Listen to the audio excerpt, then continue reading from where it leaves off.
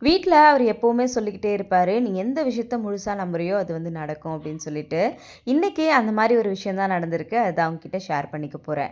போன தடவ பட்ஜெட் குடும்பம் சீரியல் ஷூட் வந்து முடிய போது அப்படின்னு சொல்லி, போன மந்த்ல இருந்து கன்டினியூஸா சொல்லிக்கிட்டே இருந்தாங்க. பட் நான் மட்டும் சொல்லிட்டே இருந்தேன்.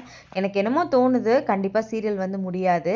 நீங்களும் கண்டிப்பா முடியாதுன்னு நம்புங்க அப்படின்னு சொல்லிட்டு. பட் எல்லாருமே வந்து பார்த்தீங்கன்னா, அது எப்படி சீரியலே முடிய போகுது.